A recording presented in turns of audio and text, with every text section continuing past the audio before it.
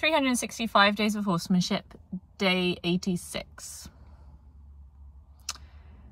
Definitely struggling a bit today. I really have...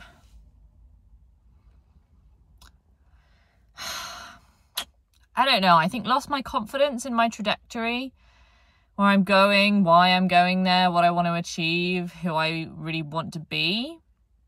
I think having to ask myself that difficult question about where I really see myself as a horseman has really opened up a lot of questions about how I really feel about training methods and training horses generally. Why do we train horses? What's the point? Do they really enjoy it? What's really out there?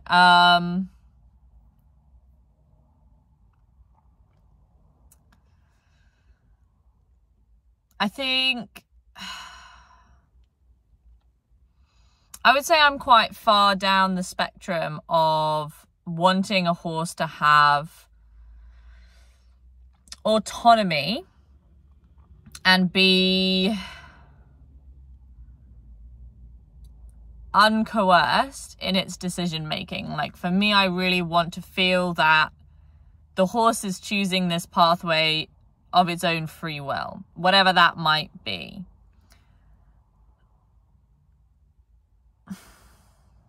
And definitely I think there's a lot out there where I don't feel like that happens. But, you know, equally, I think it's really important also not to see the horse world through my own trauma and my own lens. Because I also think, you know, ultimately life is not free. We are not truly autonomous. And ultimately horses naturally are not usually fully autonomous. You know, they have their own herd structures, systems. You know, I see horses all the time being asked or coerced or forced into doing something, you know, they don't want to do. Anytime a horse moves another horse off of a piece of grass, you know, that horse is not free to do what they really wanted to do. But that's kind of the natural order of things. And sometimes, you know, it's important that we do things, beings generally do things that are difficult for us, that are not what we want to do, but are in our best interests, or are going to be fulfilling for us, or are going to help us to grow as characters and become more happy with our life.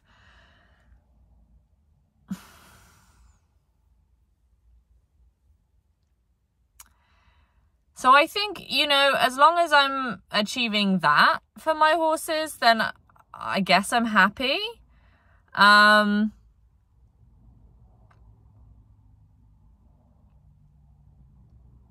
I think there are a lot of pathways to that. I think a lot of it is about pushing through my own kind of, I guess it's like semantics. It's like I have these associations with certain words or ideas or ways of doing things. And Elsa said something really interesting in her last freedom-based learning salon, where she talked about there being lots of different training methods out there. And you can combine them, but if you're going to do that, it's really important that you not only can follow the recipe, but you understand the ingredients. And that really stuck with me because I thought, you know, I think a lot of the time I'm following a recipe, but I don't really often understand the ingredients. And I think that happens to me anytime I step outside of pure psychology, pure relationship building with no end goal in mind. And I think where I've always fallen down is I mean, my personal trauma upbringing, human life. I'm not a big player. I don't do a lot of things for fun, for relaxation, without a purpose. Horses are my hobby, But, you know, I've turned this also into something productive all the time. And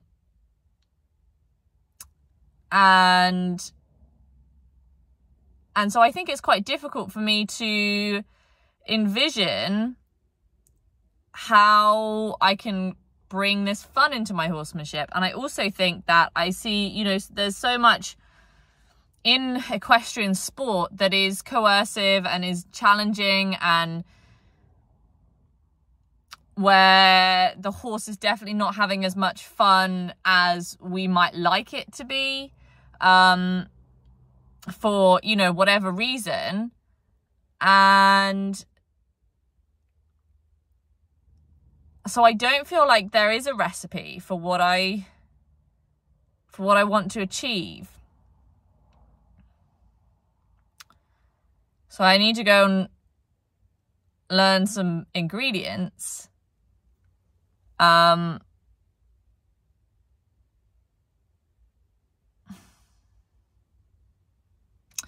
in order to do that, I'm going to need probably to accept some things that are not what I want. And that's challenging for me to deal with. That's challenging for me to accept that I might need to learn in environments where I don't agree with everything. I might need to go and spend time, you know, practicing things that I'm not really sure about, because I don't know that there's anything out there that other than what Elsa does, which completely resonates with me. And you know, I think ultimately what Elsa does is amazing and wonderful and idyllic. And I don't think I'll ever stop doing it.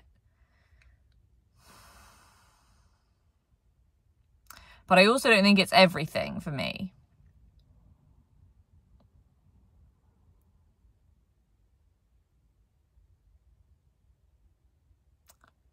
But what is everything? You know, what do I really want? Why do I have horses? What is it that I really get out of it that is going to show me the direction that I want to travel in?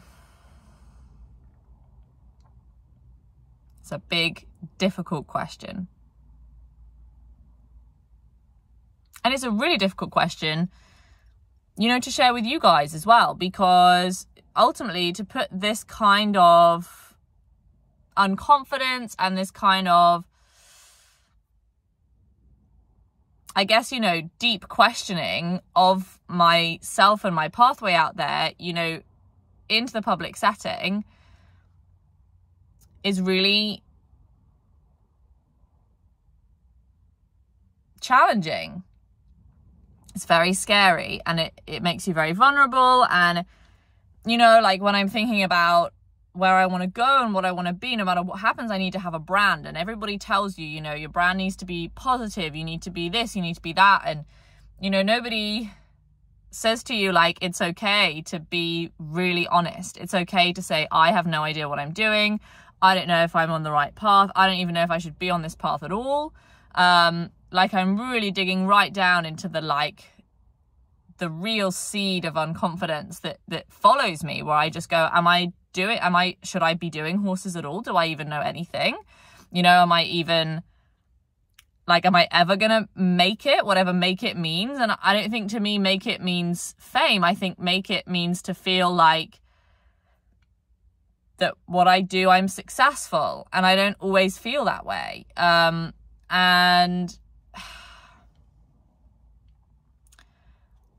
I don't know. I've been doing horses for 10 years. Well, I've been doing horses for 15 years, actually, coming on for. And this is the only thing that I've ever done that I've not quit on. And that must mean something, because there's a lot of other things in my life that I have done and have quitted on, or quit on. but ask me why I do it. Ask me what I really get from horses. I can't tell you. It's like because for me, it's not really about the task. And I think that's why I find it hard to understand why. Like, it's almost like that left brain introvert. Like, if you're like watching this from a Pirelli background, you'll understand what I mean. Like, but for everybody else, it's like, you know, those really dominant horses where it's like you kind of have to prove to them why it's worth their time, that they should do this thing.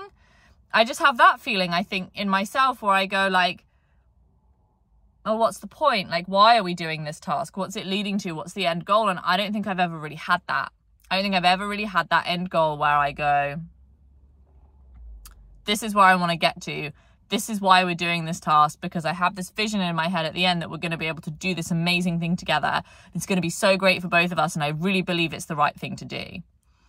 I've never had that. I've never been able to say, this is where I'm going. This is going to be my destination. This inspires me, and I want to go do it. But I love horses so much that even without a dream or a goal that I can pin my like visualization on, I've still kept coming and still kept doing them and still kept being committed because I love it so much. So I love the present, which is great. I think the bit that I'm missing is the why. I'm missing, you know, the purpose. I think I have the principles at this point. I think what I'm missing is the technique and the purpose. I really don't know what that is. I really, really don't. And I don't think I've ever come across anything that has really felt like that. I think Elsa, for me, provides the philosophy for sure. Absolutely 100%. And that philosophy and those principles I want to take into everything I do with horses.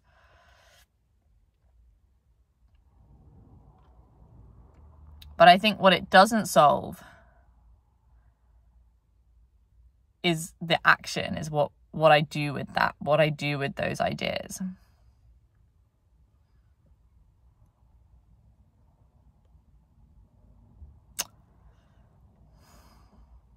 Read some more of the Klimke book today. Training of the Young Horse, Basic Training of the Young Horse by Rainer Klimke. Didn't realise, which seems crazy, but I guess it's not crazy, you know, filling in the gaps. Didn't realise that lots of young horses, lots of young competition horses, their first introduction and exposure to the world is through showing. You know, the external world. That's the first thing that happens, is they go to in-hand shows and they're shown in hand by their groom when they're young, you know, before they start being ridden. And then they start, you know, basic foundation training. And I didn't know that. And I thought that was really interesting. And I sort of wondered how many horses miss out on that. You know, that first experience where there's not really that much being asked of them. And it really does set them up for success, actually. And the one thing that I am seeing in this book, I'll see if I can find it for you so that I can show it to you again. This one, in case people haven't been watching every day, which is totally fine. Rainer Klimke, Basic Training of the Young Horse.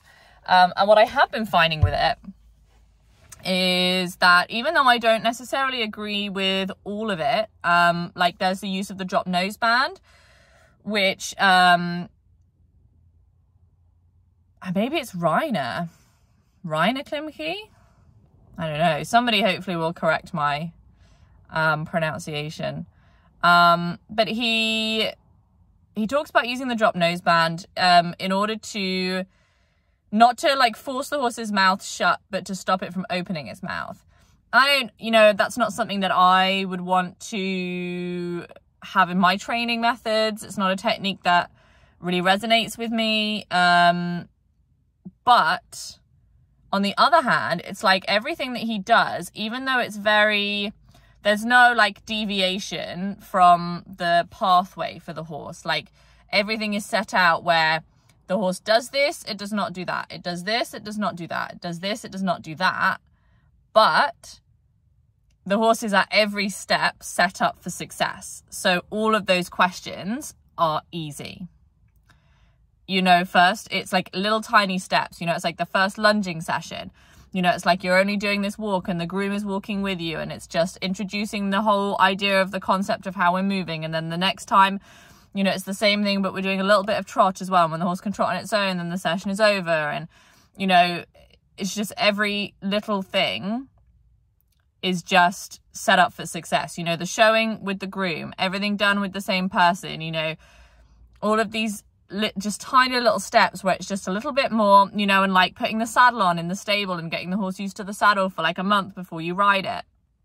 And just putting those pieces of tack on at feeding time, because that's a time when the horse is, you know, experiencing something positive, and then to link something that could inherently be negative or a new piece of equipment that you want the horse to feel confident and happy with and comfortable with, you introduce that at a positive time, is a really powerful thing.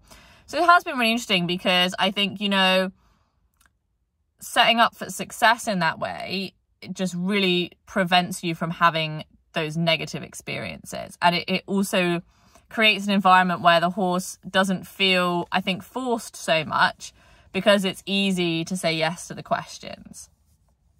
It doesn't feel that at any point it was forced. And that, you know, he does make a point of specifying that, you know, you do not fight against resistance of the horse. If the horse is resisting, you need to slow down and go backwards and release the pressure and allow the horse to become comfortable, and then ask again in a better way that the horse is going to feel more motivated. So it's good. It's interesting. I did a little session with both the horses today, which was good. With Mia, she wasn't as interested in me today. I basically just sat there in the field with her and pondered on all of my concerns. But when I got up to leave, I came to her and she looked up at me, which was really nice. And it did feel like, you know, that there was that engagement, that curiosity about me. Lawrence and I started working with the halter today, which was good. It was good. It was a good mindset for me to be in, that it's just about the halter. It's not about anything else. I'm not putting this halter on because I want to take you into the school. I'm not putting this halter on because I want to work you. I just want to put the halter on. It was a good mindset to be in. And taking it for what it is really made me realize just how big the problem is. Ultimately, you know, that I can't halter him with his consent. And it's good because, you know, I can do my massaging and do all this other stuff like I was doing, and I can work on my yields, which I worked on a little bit today, and I got a nice couple of focus changes, which was good. So that's really consistent, and it feels more like connected. It doesn't feel random. It does feel like I'm doing it, and then he focus changes, and then I stop, and then it's like, nice. That it feels like a whole sequence of events together, which is good. And then when he gets like tired of like interacting with me and goes to the grass, that's when the halter comes out. And then I play with the halter, and so it's a good opportunity for me to continue the session with something that kind of motivates him to do something other than eating grass.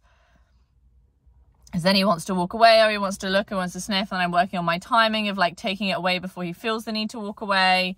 And I did get some curiosity at the end, which was really good. So I guess we'll just see where that goes over the next few days. So it wasn't a bad session, you know, on either part.